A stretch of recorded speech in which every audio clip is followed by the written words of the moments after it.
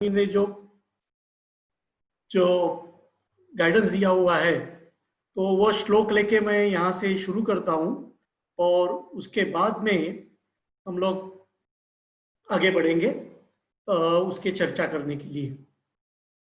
तो हमेशा की तरह पहले मैं जय राधा माधव करके शुरू करता हूँ। जय राधा माधव जय कुंज बिहारी, जय गोपी जन वल्लभा जय गिरिवराधारी, जय गिरिवराधारी। यशोदानंदन ब्रज जन रंजन, यशोदानंदन ब्रज जन रंजन, यमुना तीरा वनचारी, यमुना तीरा वनचारी, जय राधा माधव जय कुंज बिहारी। जय श्री श्री राधा माधव की जय, श्री श्री राधा नील माधव जी की जय, प्रभुपाद की जय, गुरुदेव की जय, गौर प्रेमानंद। ओम नमो भगवते वासुदेवाय, ओम नमो भगवते वासुदेवाय, ओम नमो भगवते वासुदेवाय। तो जो श्लोक है वो जैसे मैंने कहा 7वां स्कंद 15वां अध्याय 22वां श्लोक। असंकल्पात् जयेत् कामं क्रोधं काम विवर्जनात्, अर्थ अनर्थ ईक्षया लोभं भयं सत्व अवमर्शनात्। असंकल्पात् जयेत् कामं क्रोधं काम विवर्जनात्, अर्थ अनर्थ ईक्षया लोभं भयं तत्व अवमदर्शनात्। असंकल्पात् जयेत् कामं क्रोधं काम विवर्जनात्, अर्थानर्थेक्षया लोभं भयं तत्वावमदर्शनात्। अर्थ है उसका, शब्दार्थ है असंकल्पात संकल्प से, जयेत जीते, कामम कामेच्छाओं को, क्रोधम क्रोध को, काम विवर्जनात् इंद्रिय इच्छा के विषय को त्याग देने से, अर्थ धन संग्रह, अनर्थ दुख का कारण, ईक्षया मानने से, लोभम लोभ को, भयम भय को, तत्व सत्य, अवमदर्शनात् विचार करने से। उसका अर्थ है दृढ़ता पूर्वक योजनाएं बनाकर मनुष्य को इंद्रिय तृप्ति की कामपूर्ण इच्छाएं त्याग देनी चाहिए। इस प्रकार ईर्ष्या त्याग कर क्रोध पर विजय प्राप्त करनी चाहिए। धन संग्रह करने के दोषों पर विचार विमर्श करके लोभ का परित्याग करना चाहिए और सत्य की विवेचना करके भय का त्याग करना चाहिए। उसका तात्पर्य दिया हुआ है जी। श्रीला विश्वनाथ चक्रवर्ती ठाकुर ने सुझाया है कि इस तरह इंद्रिय तृप्ति के लिए विषय वासनाओं पर विजय प्राप्त की जा सकती है। कोई मनुष्य स्त्रियों के विषय में सोचना नहीं छोड़ सकता, क्योंकि इस तरह सोचना स्वाभाविक है। सड़क पर चलते हुए भी उसे अनेक स्त्रियां दिखेगी, किंतु यदि कोई स्त्री के साथ न रहने का संकल्प कर ले तो वह स्त्री को देखकर भी कामुक नहीं होगा। यदि कोई मैथुन न करने का निश्चय कर ले तो वह विषय वासनाओं पर स्वतः विजय पा लेगा। इस प्रसंग में उदाहरण दिया जाता है कि यदि कोई भूखा भी हो, किंतु यदि वह किसी दिन उपवास करने का संकल्प कर ले तो वह भूख प्यास की बाधाओं को विजय प्राप्त कर सकेगा। यदि कोई संकल्प कर ले कि वह किसी से ईर्ष्या नहीं करेगा तो वह सहज ही क्रोध पर विजय पा लेगा। इसी प्रकार वह धन संचय करने की इच्छा को त्याग सकता है। मात्र यदि वह इतना ही सोच ले कि अपने पास आए धन की रक्षा करना कितना कठिन है, यदि किसी के पास प्रचुर नकद धन रहता है तो वह उसे ठीक से संभालने के विषय में चिंतित रहता है। इस तरह यदि कोई धन संचय के अवगुणों की विवेचना करे तो वह स्वभावतः कठिनाई कठिनाई के कठिनाई के अपना बिना कठिनाई के अपना व्यवसाय छोड़ सकता है। श्रीला प्रभुपाद की जय। ओम अज्ञानतिमिरान्धस्य ज्ञानाञ्जनशलाकया चक्षुरुन्मिलितं येन तस्मै श्रीगुरवे नमः। श्रीचैतन्यमनोभीष्टं स्थापितं येन भूतले स्वयं रूप कदा मह्यं ददाति स्वापदान्तिकम्। वन्दे अहं श्रीगुरुं श्रीयुतां पदकमलं श्रीगुरुं वैष्णवांश्च श्रीरूपं साग्रजातं सगण रघुनाथान्वितं त्वं सजीवं साद्वैतं सावधूतं परिजनसहितं कृष्ण चैतन्य देवं श्रीराधा कृष्ण पदां सहगण ललिता श्री विशाखान्वितांश्च। हे कृष्णा करुणा सिंधो दीनबंधो जगत्पते गोपेश गोपिका कांता राधा कांता नमोस्तुते। तप्त कांचन गौरांगी राधे वृंदावनेश्वरी वृषभानुसुते देवी प्रणमामि हरिप्रिये। वाञ्छाकल्पतरुभ्यश्च कृपा सिन्धुभ्य एव च पतितानां पावनेभ्यो वैष्णवेभ्यो नमो नमः। जय श्री कृष्ण चैतन्य प्रभो नित्यानंद श्री अद्वैत गदाधर शिवास अति गौर भक्तवृंद। हरे कृष्ण कृष्ण कृष्ण हरे हरे हरे राम राम राम हरे हरे।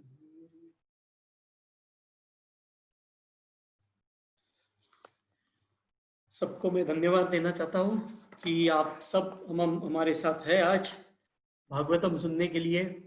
ये बहुत ही कहूँगा आज का विषय जो है उसी में आता है।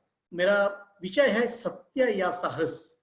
एक बच्चे गेम खेलते हैं आजकल, वो यंग बच्चे गेम खेलते हैं, उसका इंग्लिश में नाम है ट्रुथ और डेयर, इस तरह से वो कहते हैं।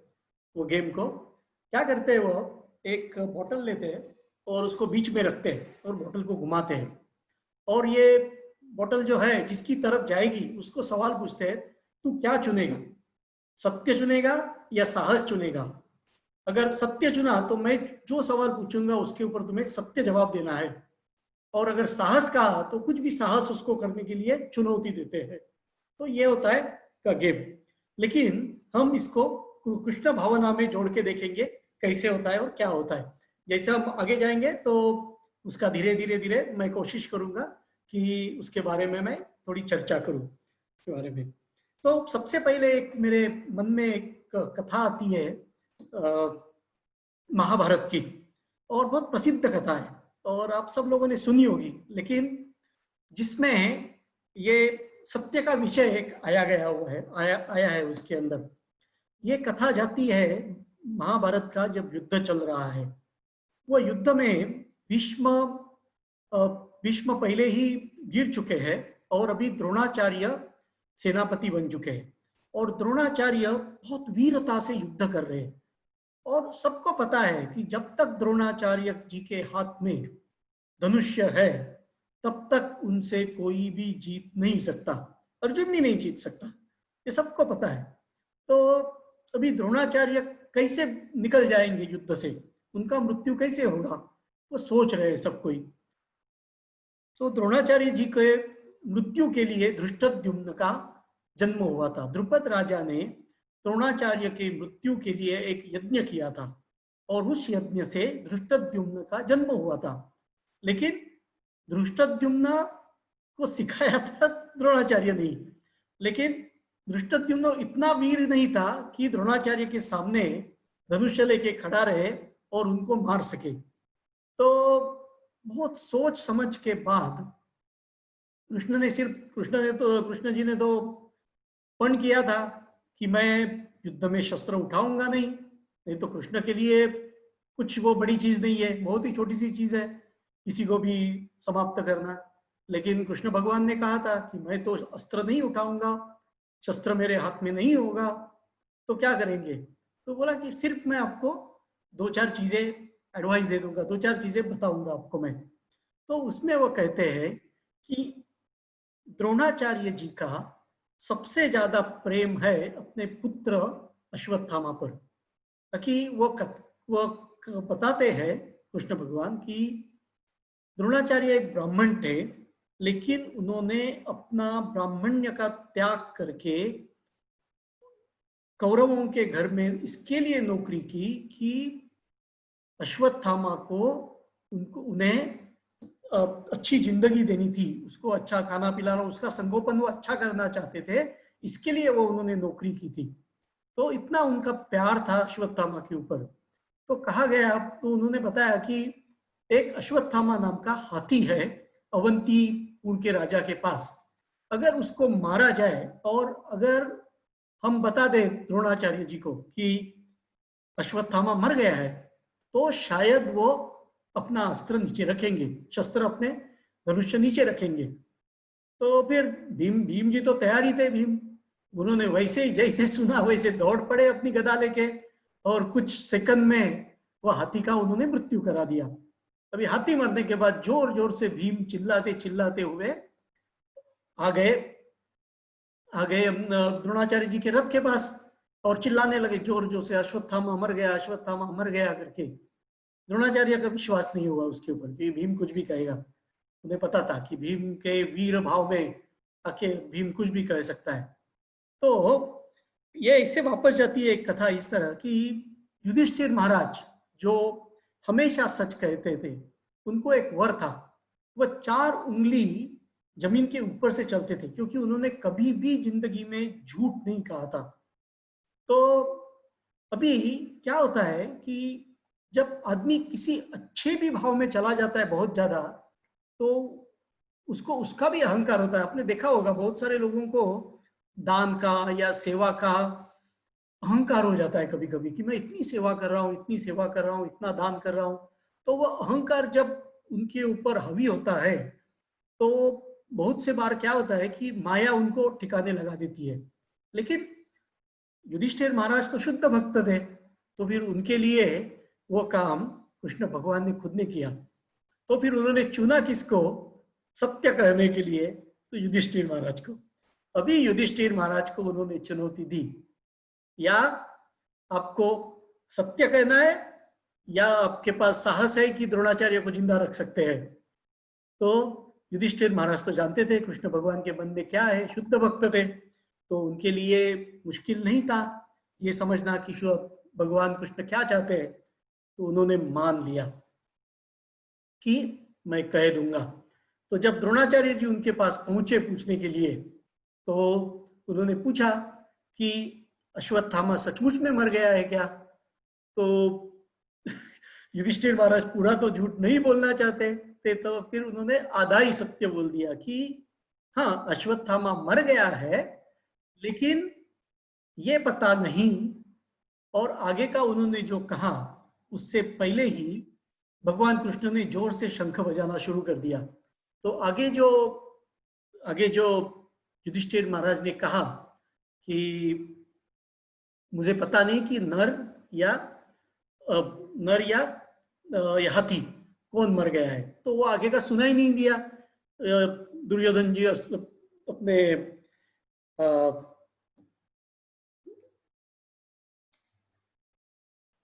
हरे कृष्णा, द्रोणाचार्य जी को सुना ही नहीं दिया। तो फिर द्रोणाचार्य मान गए कि अश्वत्थामा सचमुच में मर गया है, बैठ गए, सब हाथ अपने शस्त्र रख दिया। तभी धृष्टद्युम्न चढ़ गए रथ के ऊपर और उनका सर उन्होंने तलवार से काट डाला। इस तरह से द्रोणाचार्य जी की मृत्यु हो गई। लेकिन इसमें आपको यह दिखाई देता है कि युद्ध में कृष्ण भगवान ने उनको चुनौती देती थी कि झूठ बोलने, सच बोलने की चुनौती दी थी उनको कि सच नहीं बोलेंगे आप करके। तो लेकिन ये है नियमों का अपवाद। हर एक नियम जब वो सच्चा ठहरता है तो उसमें कोई ना कोई अपवाद होता है, क्योंकि जिस तरह से नियम मोड़ा जाता है, तोड़ा जाता है, तो उसको अपवाद कहते हैं। ये संस्कृत में बड़ा अच्छा वर्ड है, अपवाद। तो हम लोग तो ये अपवाद देख चुके हैं कृष्ण भगवान के बारे में, बहुत सारे हैं। और उसमें सबसे बड़ा अपवाद उनका कौन सा है? तो वो है उनकी दामोदर लीला। कृष्ण भगवान को बांधना आसान नहीं है, आसानी मुमकिन ही नहीं है, नामुमकिन है, मुश्किल है। तो फिर भी वो कौन कर सके उनको बांधने का काम? तो यशोदा माता कर सकी। क्यों? उन्होंने उनको प्यार से बांध दिया। लेकिन वो है अपवाद है नियम को, कि कृष्ण भगवान को कोई बांध नहीं सकता है, लेकिन उसका अपवाद यह है कि माता बांध सकती है। तो अब हम देखेंगे कि हमारे जिंदगी में ये सच क्या चीज है और किस तरह से काम करती है हमारी जिंदगी में, और ये खेल हमारी जिंदगी में कैसे चलता है, उसके बारे में सोचेंगे हम लोग थोड़ा सा और बातें करेंगे। तो सबसे पहला सत्य, सबसे पहला जिंदगी का सत्य ये है कि हम ये शरीर नहीं है लेकिन आत्मा है। बहुत मुश्किल है सत्य सत्य समझना, लेकिन ये है, सत्य है ये। भगवत गीता के दूसरे अध्याय में जो श्लोक है, 13वां श्लोक जो है, देहिनोस्मिन यथा देहे कौमारम यौवनम जरा तथा देहांतर प्राप्ति धीरस तत्र न मुह्यति। अब हम सोचेंगे कि हमेशा ये उदाहरण आप सुनते आए हुए हैं कि इसको कैसे प्रूव किया जाता है ये सत्य को। तो हम सब अभी बड़े हो चुके हैं और ये प्रोग्राम में आप पहुंच चुके हैं, तो हमारे में समझ आ चुकी है कि बचपन से हम कैसे दिखते थे। फोटोग्राफ्स हमारे अवेलेबल है, बाद में हमारे बारे में बातें करते हैं। तो बचपन में हम बिल्कुल अलग थे, हमारा शरीर धीरे धीरे धीरे धीरे बड़ा होते गया। वैसे हमारे पिता माता, इनका सबका शरीर हमने देखा है बड़ा होते होते उनकी उम्र हो गई धीरे धीरे, तो उनके शरीर में बदल हो गए, वैसे हमारे शरीर में भी बदल हो गए। लेकिन हम अंदर से बदले हैं क्या?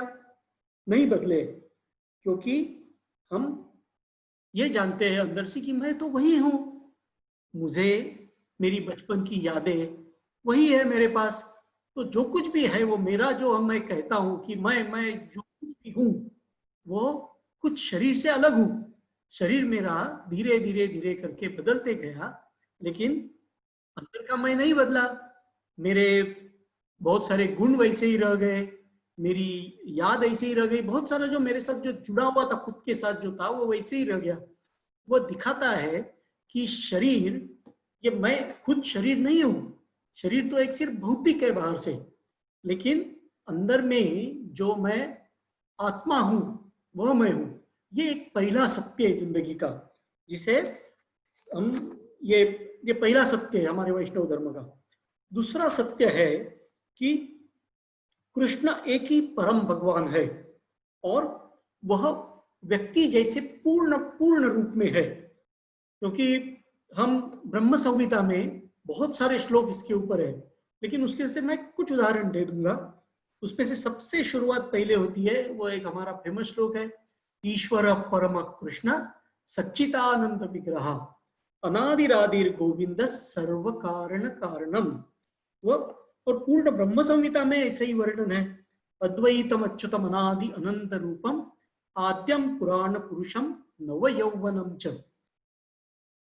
बाद में आगे आता है, कृष्ण भगवान कहते हैं 10वें अध्याय में, जो गुरु महाराज इजोलिनेस महाविष्णु गोस्वामी महाराज जी का तो सबसे था कि सब बच्चों को उन्होंने पहले बताया था कि 10-8 10वें अध्याय में 8वां श्लोक, 8 से 11 तक सब श्लोक जो चतुश्लोकी भगवत गीता है वो सबको याद होनी चाहिए।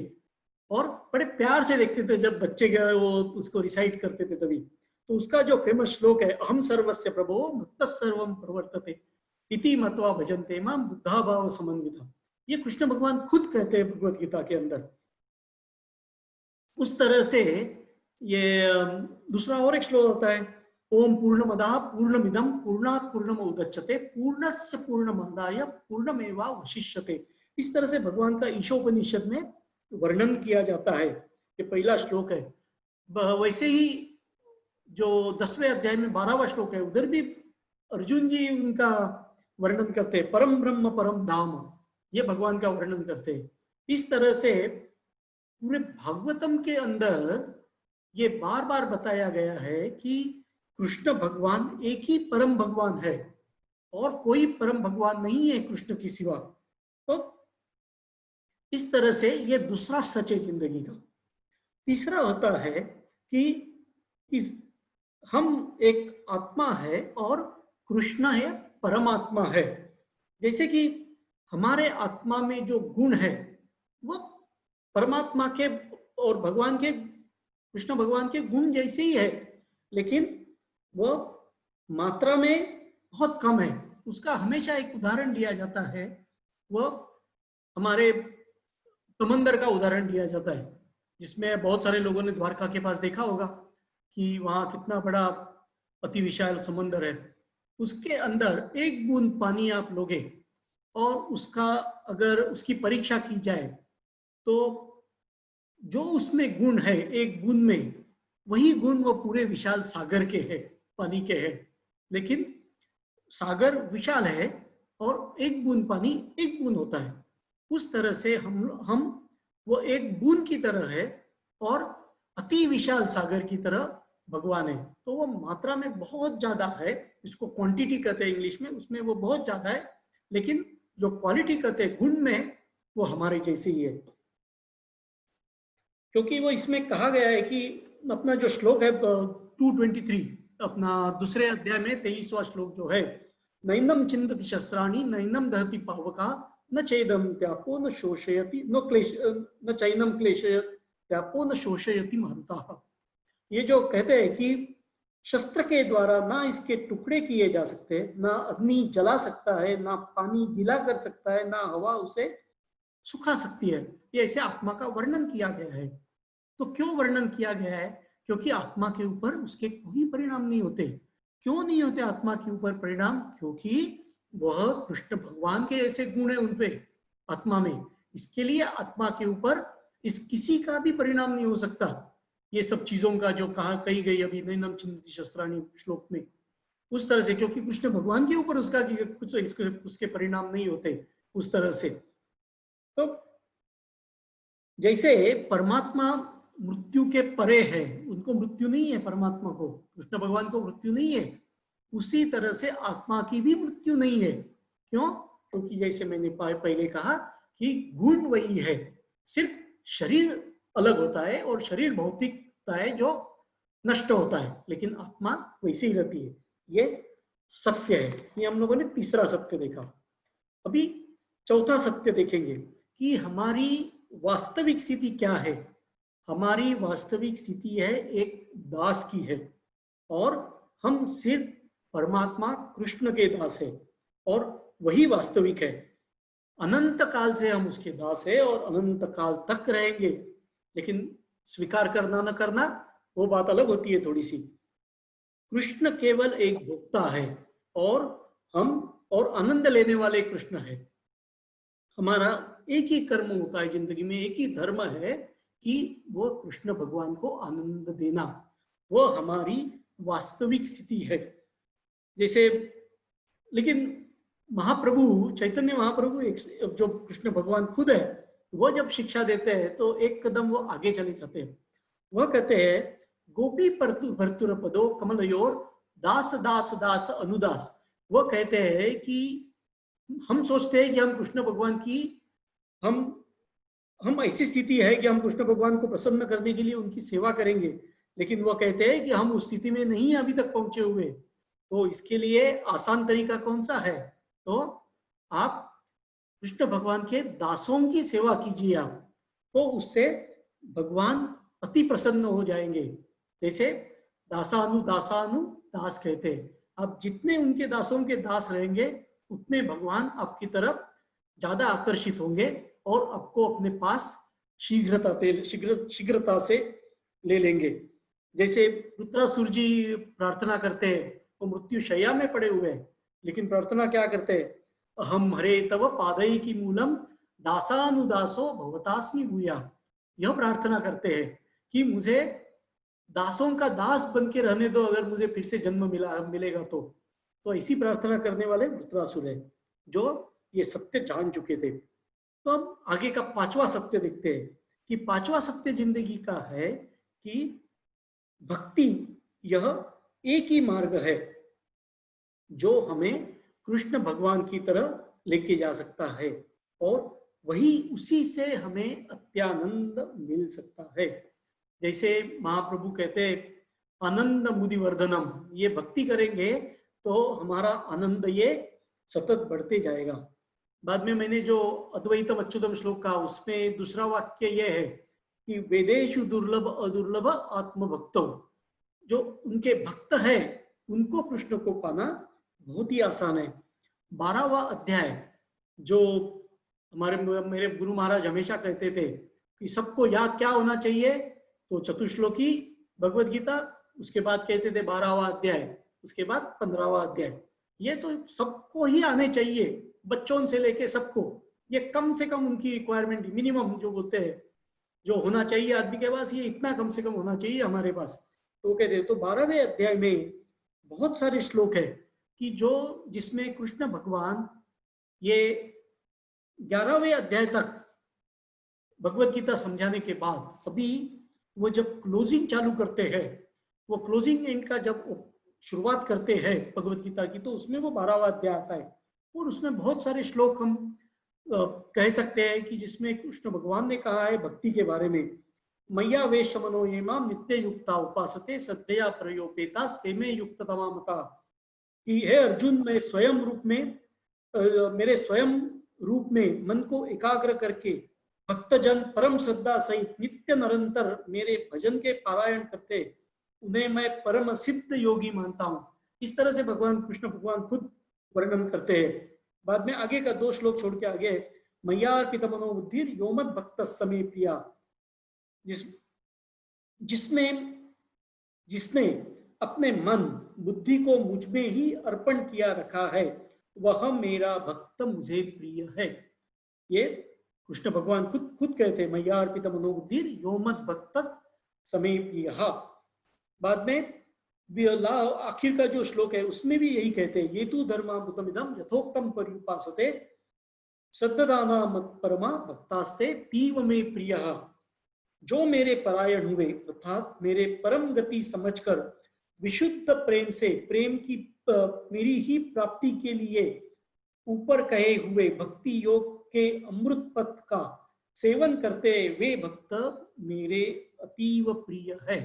ये कृष्ण भगवान खुद कहते कि भक्ति यह एक ही मार्ग है जिससे हम उनके पास पहुंच सकते हैं। और अभी हम छठा सत्य देखेंगे जो बहुत ही महत्वपूर्ण सत्य है जानना, कि यह परमानंद कृष्ण के पास जाने के लिए जो भक्ति मार्ग है वह सिर्फ आध्यात्मिक गुरु के द्वारा ही मिल सकता है। उनकी कृपा से ही हमें कृष्ण तक हम पहुंच सकते हैं। वह आध्यात्मिक गुरु है। वो कौन से गुरु होते हैं? जो वैष्णव परंपरा में आए हुए हैं। जो 4थे अध्याय में भगवत गीता के 34वां जो श्लोक है उसमें तद्विद्धि प्रणिपाते न परिप्रश्नेन सेवया उपदेक्षन्ति ते ज्ञानम ज्ञानीन तत्वदर्शिना, यहाँ पे कृष्ण भगवान गुरु की वहां पे उनका नाम उनका रेफरेंस देते हैं उनको। हम जब ये देखते हैं कि जड़ा भरत की जो कहानी है बहुत महत्वपूर्ण कहानी है ये, कि कथा है इसकी भागवतम की कथा, भागवतम में ये कथा है। भरत महाराज जो चक्रवर्ती राजा थे, पूरे विश्व के राजा थे, उन्होंने अपने धर्म के अनुसार, राजधर्म के अनुसार एक अपनी उम्र पहुंचने के बाद सब कुछ अपने बच्चों के हाथ में दे दिया और खुद राजगद्दी छोड़ के जंगल में जाके कृष्ण भगवान की भक्ति करने के लिए वहां बैठ गए। लेकिन जो कुछ भी कारण है, उस कारणवश से एक ऐसे हुआ उनके आयुष्य में कि एक हरिण का बच्चा, जिसको उन्होंने सिंह से बचाया, शेर से बचाया, वह बच्चे से उनको लगाव हो गया। और ये लगाव धीरे धीरे इतना बढ़ गया कि वह हरिण के बच्चे के सिवा वह रह नहीं पा रहे थे। और जब उनकी मृत्यु हो गई तो वो यही सोच रहे थे कि ये बच्चे का क्या होगा, हरिण का क्या होगा, हरिण के बच्चे का। और वो सोचते सोचते उन्होंने अपना ही देह त्याग किया। तो कारणवश, जैसे भगवत गीता में कहा गया है कि आखिर में हम जिस तरह से सोचेंगे वही आपको उसका फल मिलेगा, उस तरह से उनको हरिण का जन्म हुआ। लेकिन उनका भाग्य यह था, उनका पुण्य इतना था कि वो हरिण का जन्म लिया, वो ऋषियों के आश्रम के पास लिया, ताकि वो फिर से श्लोक सुनते रहे। और एकदम कारणवश जैसे होता है वैसे वह भी देह का त्याग किया। और वह देह का त्याग होने के बाद उनकी जो साइकिल था वो कंप्लीट हो रहा था। तो इसके लिए उन्होंने एक ब्राह्मण के कुटुंब में जन्म लिया। तो वहां उनका नाम था जड़ा भरत, क्योंकि जड़ भरत कहते हैं उनको, ताकि उन्होंने ठान लिया था, उनको याद था पीछे का कि क्या गलतियां हो गई है। उन्होंने ठान लिया था कि मैं एक भी शब्द नहीं कहूंगा। तो आपको पता है कि असली जिंदगी में क्या होता है, जो कुछ कहता नहीं है लोग उसको ऐसे ही समझ लेते हैं। तो उस तरह से उनको ऐसे ही समझते थे कि ये इसको अक्ल नहीं है, कुछ समझता नहीं है। उनकी मजाक उड़ाते थे, उनसे ऐसे ही काम करवाते थे। तो ये उस तरह से काम करते करते वो एक दिन ऐसा हो गया कि वहाँ का राजा जब जा रहा था तो उसको उठाने के लिए, उनका जो पालकी थी वो उठाने के लिए एक आदमी कम पड़ रहा था। तो उन्होंने जड़ भरत को जोड़ दिया। तो वो तो चल नहीं सकते थे उनके बाकी लोगों के साथ। तो फिर वो रहुगण राजा उनके ऊपर क्रोधित हो गए। तो जब जड़ भरत ने मुंह खोला और राजा को बताया, राजा को उन्होंने पहली जब बात की, तब राजा को पता चला कि मैं कुछ गलती कर रहा हूं। और उस वक्त उनके पांव पड़े वो जड़ भरत के। तो जड़ भरत ने उन्होंने जो शिक्षा दी उसमें एक महत्वपूर्ण श्लोक है। 5वें स्कंद में 12वें अध्याय में ये श्लोक है, 12वां श्लोक है। जड़ा भरत उसमें राहुगण से कहते हैं, महापुरुषों के चरण कमलों की धूलि से संपूर्ण शरीर को मलने के लिए बिना परम सत्य की प्रतीति नहीं हो सकती। ब्रह्मचर्य धारण करने, गृहस्थ जीवन के विधि विधानों के अनुपालन, वानप्रस्थ के रूप में दृढ़ त्याग अथवा संन्यास ग्रहण करने, या शीत ऋतु में जल में घुसकर घोर तपस्या करने, या ग्रीष्म में अग्नि से घिर रहने झुलसती धूप में पड़े रहने जैसी कठिन तपस्याओं से परम सत्य की प्रतीति नहीं होती। परम सत्य जानने के और भी साधन है, किंतु परम सत्य उसे ही प्राप्त होता है जिसे किसी महान भक्त का अनुग्रह हो। ये जड़ा भरत ने रहुगण को कहा है कि आपको कभी भी, जब तक आपके ऊपर अनुग्रह नहीं होता किसी महापुरुष का, वो जो अभी कलयुग में जिसको हम अभी गुरु होते हैं हमारे लिए, कि गुरु का जब तक आपके ऊपर अनुग्रह नहीं होता तब तक कृष्ण भगवान के पास पहुंचना ये बहुत ही बहुत ही बहुत ही मुश्किल है उसके लिए। और वही वो यह भक्त, शुद्ध भक्त कौन है? तो जैसे कि प्रभुपाद है, हमारे गुरु महाराज है, महाविष्णु गोस्वामी महाराज, तो ये सब उनसे ही हमें मिल सकता है। ये छठा सत्य है। तो अब हम देखेंगे अभी ये सत्य के साथ क्या है? सत्य या साहस है। ये अभी 6 सत्य हम लोगों ने देख लिए। तो ये सत्य या साहस है या सत्य और साहस है। तो आप जब इसके बारे में सोचेंगे तो पता चलेगा आपको कि ये जो खेल है बच्चों का, वो बच्चों का खेल सत्य या साहस अलग है, लेकिन हमारी जिंदगी में जो खेल चल रहा है वह सत्य या साहस नहीं है, सत्य और साहस है। तो कैसे है वो सत्य और साहस, कैसे है? मैं उसको अभी उसकी थोड़ी व्याख्या करने की और उसके बारे में चर्चा करने की कोशिश करूंगा। कि मैं ये मानता हूं कि हम शरीर नहीं है लेकिन आत्मा है। ये सत्य है, आप भी मानेंगे। लेकिन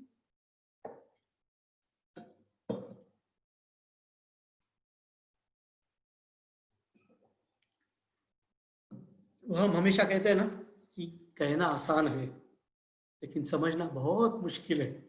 इसी तरह से ये सत्य है, ये सत्य है लेकिन ये बहुत कठिन रूप का सत्य है कि शरीर सुख के लिए हमेशा मन तरसता है हमारा। तो हमारी इच्छाएं जो है वो सागर की तरह इतनी बड़ी है कि वो कभी पूरी नहीं होती, उसका अंत नहीं दिखता। क्यों? ये शरीर की वजह से है। तो आचार्य लोगों ने इसके लिए कहा है कि ये सत्य को स्वीकारना ये ऐसे वैसे लोगों का काम नहीं है, उसके लिए बहुत बड़ा साहस चाहिए। तो इसमें सत्य और उसके साथ जाता है साहस कि इस चीज को धीरे धीरे करके स्वीकार करें कि जब शरीर में व्याधि होती है या कभी कुछ नुकसान होता है हमारा, या शरीर को ऐसे महसूस होता है हमें कि ये जिंदगी, या स्पेशली ये कोविड के समय में बहुत सारे लोगों को उसका एहसास हुआ कि ये शरीर ये शरीर किस तरह से पीड़ा दे सकता है हमें। तो जब ये पीड़ाएं आती है तभी ये हमें समझना बहुत जरूरी है। और ये आपको सिर्फ कृष्ण भावनामृत स्थिति में ही ये प्राप्त हो सकती है, ये स्थिति कि आप समझ जाए कि ये पहला कदम आप उठाएंगे कि समझना है कि ये शरीर नहीं है, थोड़ा सा साहस दिखा के ये शरीर नहीं लेकिन ये आत्मा है और ये शरीर नाशवंत है।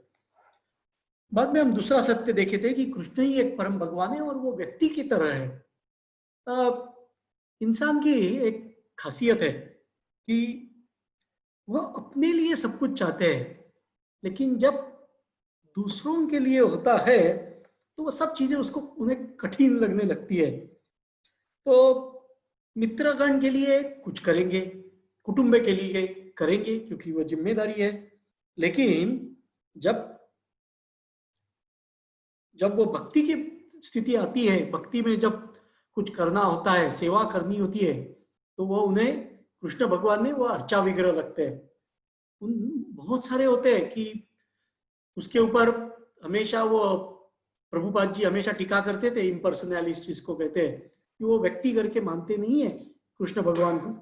तो वो व्यक्ति करके न मानने से वो उन्हें जिंदगी बहुत आसान लगती है उससे। क्योंकि अगर कृष्ण भगवान यहाँ घर में है और हम मान चलेंगे कि घर में हम उनको व्यक्ति के रूप में स्वीकार करेंगे, तो हमारी सेवा की जो लेवल है वो हमें बहुत बढ़नी पड़ेगी, उसके लिए बढ़ानी पड़ेगी। जिम्मेदारी, बहुत बड़ी जिम्मेदारी आ जाएगी अपने ऊपर। तो वो जिम्मेदारी टालने के लिए आसान तरीका यही होता है कि वो सत्य दूर रखते हैं और भगवान को अर्चा विग्रह हाथ जोड़ते हैं, उसके आगे नहीं मानते। लेकिन इसी के लिए अगर ये अनादि अनंत जो व्यक्तिमत्व है कृष्ण भगवान का, अगर हम उन्हें व्यक्ति के रूप में स्वीकारना चाहते हैं तो हमें ये साहस दिखाना पड़ेगा कि हमारे मन को तैयार करके कहना है कि ये साहस करो और मान लो कि कृष्ण भगवान जो घर में है, मेरे पीछे में जगन्नाथ जी है, वो व्यक्ति है। वो सिर्फ वो तस्वीर नहीं है या अर्चा विग्रह मूर्ति नहीं है, वो खुद भगवान है, खुद मूर्ति है, वो मूर्ति नहीं है, वो व्यक्ति है। और उस तरह से उन्हें स्वीकार करें। बाद में तीसरा सत्य हम लोगों ने देखा था कि हम आत्माएं और कृष्ण परमात्मा है, कि हम लोग ये सीखते हैं परीक्षा, जबकि ये जो ज्ञान होता है हमारा, स्कूल में हम जाते हैं, वहाँ पे हमें शिक्षक सिखाते हैं, हम वो शिक्षा ले लेते हैं उनसे, और उस शिक्षा का हमारे कार्य में या जो परीक्षा लिखते हैं उसमें हम लोग उसका उपयोग करते हैं।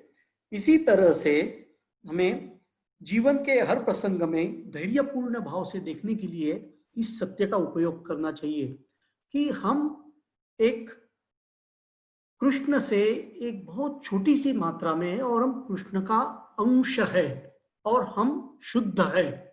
तो ये हम अगर खुद को समझाते रहेंगे तो ये भक्ति मार्ग पे चलने के लिए काफी आसान हो जाएगा, ये साहस हम अगर खुद दिखाते हैं। उसके आगे का आता है, मैंने जो कहा था सत्य, कि हमारी वास्तविक स्थिति क्या है, वो है दास की स्थिति। इस होलीनेस राधानाथ स्वामी महाराज ने, उन्होंने एक बार उनके एक क्लास में कहा था कि जब वो अपने खुद के घर में गए पहली बार, यहाँ से जब भारत से सब यात्रा वगैरह करके चले गए, तो उन्होंने अपनी माँ से कहा कि मैं दास हूँ अभी। तो उन्हें वो झटका जैसा लग गया था कि ऐसे कैसे कहते हो, दास क्यों खुद को कहते हो। तो उन्होंने बताया ठीक है, मैं दास, तुम्हारा दास नहीं कहता, मैं तुम्हारे दासों का दास हूँ कह दिया। तो उन्हें फिर थोड़ा और अचरज हो गया उसके ऊपर। तो इस तरह से किसी को भी आप कहे कि मैं दास हूं तो वो स्वीकार नहीं करते लोग, कि उन्हें लगता है कि आप गिरे हुए उसकी वजह से। लेकिन कृष्ण भगवान ये कैसे है कि आप अगर साहस दिखाए उनका दास होने का, तो बस आपको थोड़ा सा अवधि है, आप थोड़े से शुद्ध भक्ति की तरह जाएंगे तो कृष्ण भगवान आपके खुद दास बन जाएंगे। आपको पता है कि आप कुछ कर्म करते हैं, अगर हम आप मान के चलते हैं कि ये कर्म मैंने किया है तो उसके फल भी हमें भुगतने पड़ते हैं। लेकिन अगर हम ये मान ले, वो उस तरह से साहस दिखा दे, कहे कि मैं सिर्फ दास हूं, और अगर आप कर्म करें तो देखिए कैसे होगा। ये आपके एक साहस की वजह से आपके सभी कर्मों का उसमें से नाश हो जाएगा, और आप दास के रूप में जो कर्म कर रहे हैं, तो आपसे अगर आप कहेंगे मैं कृष्ण का दास हूं और कर्म करेंगे, तो आपके कर्म हमेशा अच्छे ही होंगे। और फिर उसकी जिम्मेदारी जाती है कृष्ण भगवान के ऊपर, क्योंकि वो कानून के अंदर भी है। आप किसी के दास है और आपने कुछ कर लिया, जैसे हमेशा उदाहरण दिया जाता है कि जब पुलिस जब अपनी बंदूक चलाता है और किसी को अगर मारता है, अपने यूनिफॉर्म में होता है तभी, जब तब वो उस पर वो दोषी नहीं पाया जाता, क्योंकि उसने अपना कर्तव्य कर रहा है, दास है वो तभी उस वक्त। तो उसी तरह से आप जब कृष्ण के दास है, तब आप जब करते हैं तो पूरी जिम्मेदारी कृष्ण के ऊपर है, तो क्या प्रॉब्लम है उसमें। तो अब आप अगर कृष्ण के, आप अगर उसको स्वीकार करते हैं और आगे चलते हैं, तो बहुत ही आसान हो जाएगा उससे कृष्ण भक्ति के पास पहुंचना। बाद में अगला सत्य देखा था हम लोगों ने, भक्ति। भक्ति के बारे में तो और क्या मैं कहूं कि भक्ति कितनी आसान है, लेकिन जैसे मेरे गुरुदेव कहते थे कि कृष्ण को पाना आसान है लेकिन सस्ता नहीं है।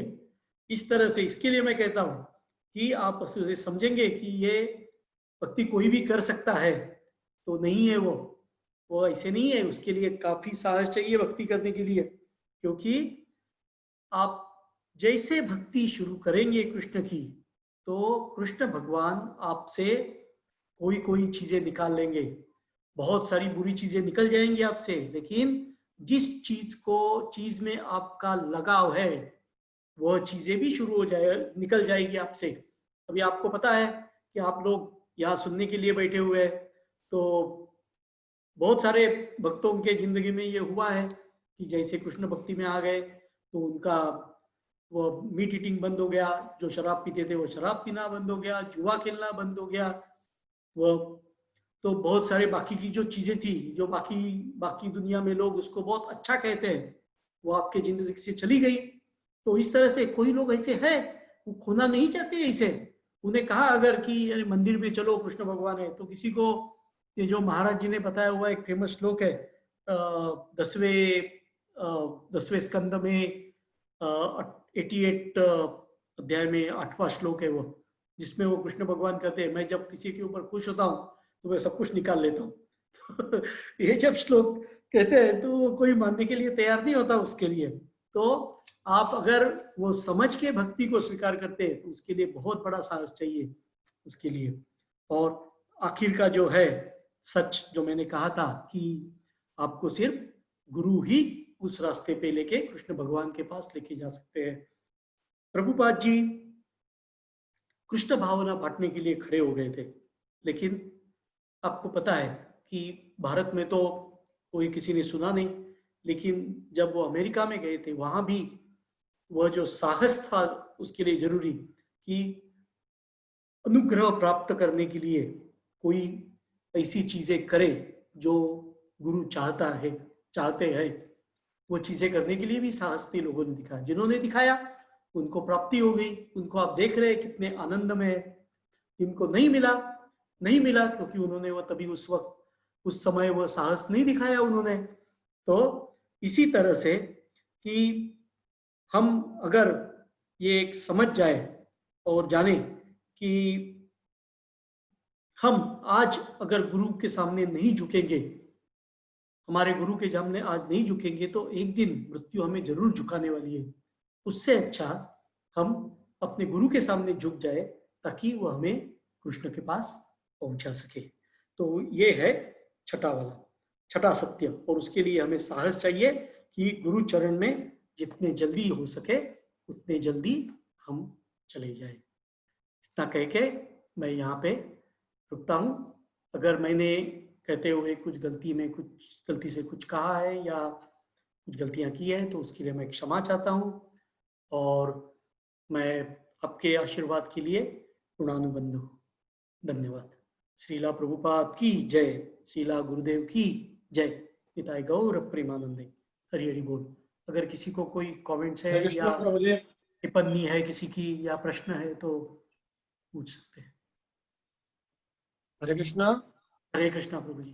आपने बहुत ही सुंदर सत्य और साहस का बैलेंस करके समझाया है। मैं ही आश्चर्य कर रहा था जब सब्जेक्ट में पहली बार सुना, तो देखिए बहुत ही आपने उस दोनों विषय को आपने सही न्याय दिया है, सत्य और साहस के। कहा कि सत्य और साहस से कैसा संबंध है, कब सत्य और साहस से संबंध हम जोड़ सकते हैं। बहुत ही सुंदर समझाते। बहुत बहुत धन्यवाद प्रभु जी। आप लोगों की सेवा में से आगे लेते रहेंगे। और कल का जो प्रवचन है वो प्रसाद थोड़े समय में आपको अभी पोस्ट करेंगे, तो कल शाम को 6 बजे आप लोग सब जुड़ जाइए। और मंदिर की तरफ से और सभी भक्तों की तरफ से मैं परमानंद प्रभु को बहुत बहुत धन्यवाद देता हूँ कि अभी नए नए विषय लेके आ रहे हैं और अच्छी तरह हमको समझाने का प्रयत्न कर रहे हैं। तो जरूर मिलेंगे। धन्यवाद प्रभु जी। हरे कृष्णा। हरे कृष्णा। महाविष्णु गोस्वामी गुरुदेव की जय। Thank you.